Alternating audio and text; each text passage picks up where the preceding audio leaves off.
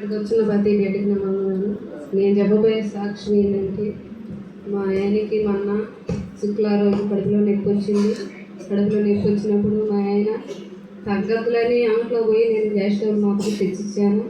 ఆయన అయితే వేసుకున్నాడు కానీ తగ్గలేదు. తగ్గపోయేకి హాస్పిటల్ తీసుకోబోదు అని మేము మా చిన్న దగ్గరికి వచ్చి చెప్పాను. మా సినిమా వచ్చేమంటే సార్ ఫోన్ చేసి చెప్పింది. చెప్పినాక సార్ అయితే పేరు చేశాడు.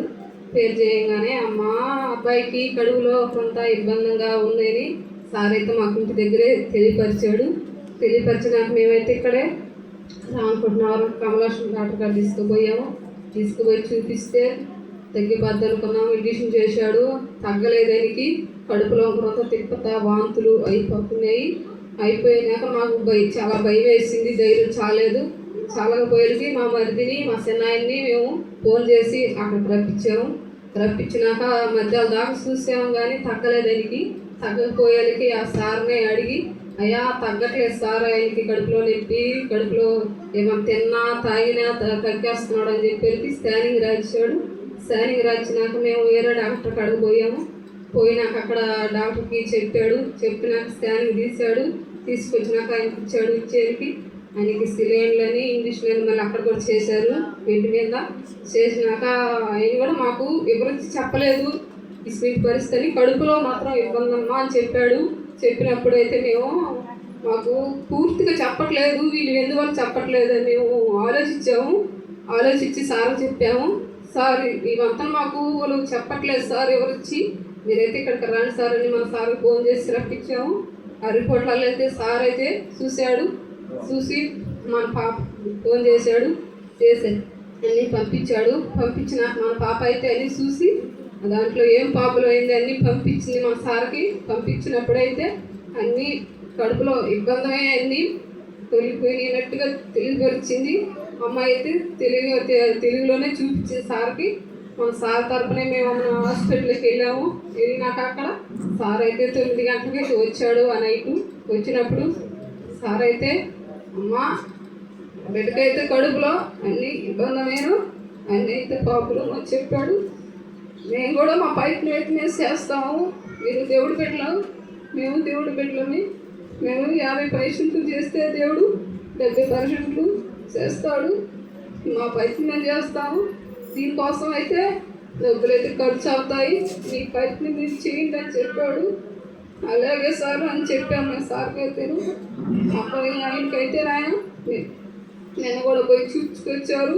ఆయనకి మళ్ళీ రక్త పరీక్షలు అన్నీ చేశారు, మళ్ళీ గుండె పరీక్ష కూడా చేసినాకైతే మళ్ళీ 3 రోజుల దాకా రావాలని చెప్పారు డాక్టర్లు అయితే.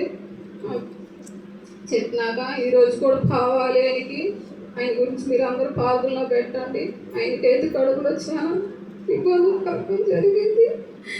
నేనైతే దేవుడిని ఎంతగానో అడుగుతున్నాను. దేవుడికైతే ఒకటే చెప్పుకున్నాను, అయ్యా నా భర్త క్షేమంగా మీ సముద్రం సాక్షిగా నిలబడి జీవించాలని కోరుకుంటున్నాను. నా భర్త బాగైతే మీ సన్నిధిలో అయితే ఒక్కరోజు కూడా విడిచిపెట్టను అని కోరుకుంటున్నాను. మా భర్త గురించి మీరు పాలన చేయండి. మా బిడ్డకైతే కొనా వరకు ఈ నెలంతా డాక్టర్లు రమ్మని చెప్పుకున్నారు. ఎందుకైతే తెలియదు, కొడుకులో చాలా ఇబ్బందికరంగా అని చెప్తున్నారు. 10 పాకులు అని చెప్పారు. దాని డబ్బులు చాలా ఖర్చు అవుతాయి. మా చిన్నమ్మల 10 దానికి పోరాడుతున్నారు. మీరందరూ జ్ఞాపకం చేసుకోండి. దేవుడైతే మాకు మేలు చేశాడు. కుటుంబంలో ఆయనకేం కానివ్వకుండా ఇది నా సాక్షి. ఇంకొక సాక్ష్యం ఏంటంటే, నా తండ్రి విషయంలో కానీ నా జ్వరం విషయంలో కానీ దేవుడు మేలు చేశాడు. నా తండ్రి కూడా బాగానే ఉంది. నా తండ్రికి నాకు దేవుడు శక్తినిచ్చాడు. దేవుడు స్తోత్రాలు, దేవుడికి వందనాలు, సారికి వందనాలు, సంవత్సరాలకు వందనాలు. నా భర్తలను ప్రార్థనలో పెట్టండి. ఇది నాకు దేవుడు చేసిన మేలు. మీ కుటుంబాల కొరకు నేను ప్రార్థిస్తాను. మా కుటుంబం వరకు మీరు ప్రార్థించండి. ఇది నాకు దేవుడు చేసిన ఆ బిడ్డ పట్ల, తన యొక్క భర్త పట్ల దేవుడు మేలు చేసిన మేలు దాన్ని బట్టి దేవుని స్తోత్రాలు చెప్తాం. గొప్ప కార్యాలు దేవుడు చేశాడు. హల్లెలూయా.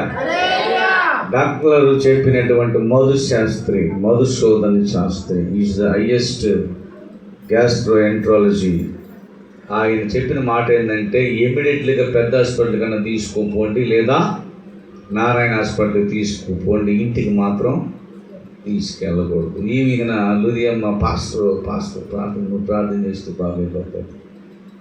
ఇమీడియట్గా పట్టుకునేసింది. డాక్టర్లు ఏం చెప్పాడు, 2 లక్షలు కానీ ఏమ్మా 5 లక్షలు కానీ అవుతుంది, పేగు తీసేయాలి, పేగు పోయాలి. తేరా చివరిపోతే ఆ కిడ్నీలు పాపకు పంపించాను రిపోర్ట్. వెంటనే ఆ బిడ్డ అక్కడి నుంచి రిపోర్ట్ పంపింది. ఆ బిడ్డ చెప్పినటువంటి మాటలు నేను తీసుకుని తర్వాత ఇంకొక అతను నాకు తెలిసినటువంటి సుమంత్ డాక్టర్ పెట్టాను. సార్ అర్జెంటుగా నువ్వు 8 గంటలకి హాస్పిటల్ తీసుకురా అన్నాడు. పాపని అనలైజ్ చేసి చెప్పింది, డాడీ ఆయన బాగా తాగుతాడా అని. ఏమంటే తాగి అన్నీ పోయినాయి. అన్నీ పోయినాయి. కిడ్నీ, లివరు, అన్నవాహిక, ఆమ్లము, 6 రకాలైనటువంటి సిస్టమ్ దెబ్బతినిపోయింది డాడీ. దేవుడు కాపాడుతాడులే అని ధైర్యం చెప్పింది. దేవునికి స్తోత్రం కలుగునుగాక. హల్లెలూయా. అయితే ఆయన ఫ్యూచర్లో బాగుండాలి, బ్రతకాలి అంటే మందు తాగకూడదు, మసాలాలు తినకూడదు, అలాంటివి జాగ్రత్తగా గాన ఉండగలిగితే ఫ్యూచర్లో అతనికి ఎటువంటి ప్రాబ్లం ఉండదు. కాదు కూడదని ఎగరేసి గోసిపాత పెట్టుకుని పరిగెత్తాడు అనుకో, ఏం చేస్తుంది చెప్పాలా? అంతే, ఇంకా ఏం చెప్పలేము. దేవునికి స్తోత్రం కాదు. ఎందుకంటే 90% దెబ్బతినేసినాయి, 10% చెప్పింది డాక్టర్ కూడా. ఏమ్మా అక్కల చెల్లెలు ఎన్ని పర్సెంట్? 90% దెబ్బతినేసింది. ఇంకెంత ఉందయా మనీ? 10% తెచ్చుకోనండి. ఆ 10% దేవుడు అద్భుతంగా చేసేసి అప్పుడు కూడా గమ్మడి. అసలు అన్నం తింటూ నీళ్ళు తాగి అన్నం తింటున్నావా? చర్చిలు పండున్నావు రాత్రి? నువ్వు చాలా రోజులు చర్చిలు పండుకోవాలా. దేవునికి స్తోత్రం కలుగును గాక. ఆమె నీ ఆరోగ్యం కుదిటి పడతంత వరకు చర్చిలో ఉండాలి. ఆమె చెప్తామా? కాబట్టి దేవుడు మరి ఆ బిడ్డ పట్ల చేసిన గొప్ప కార్యానికి స్తోత్రం చెల్లిద్దాం. Praise the lord. హల్లెలూయా. అక్కడికి మంచి ఆరోగ్యం ఇచ్చి ఆ పేగులు, ఆ కిడ్నీలు, లివర్లో కాంతులు రాకుండా ఏమి రాకుండా అన్ని నార్మల్గా ఉన్నట్లు మంచి ట్రీట్మెంట్ జరిగించి ఆ బిడ్డని దేవుడి సన్నిధిలో నిలబెట్టాలని దేవునికి స్తోత్రాలు చెల్లిస్తూ ప్రార్థన చేయండి. ఆమె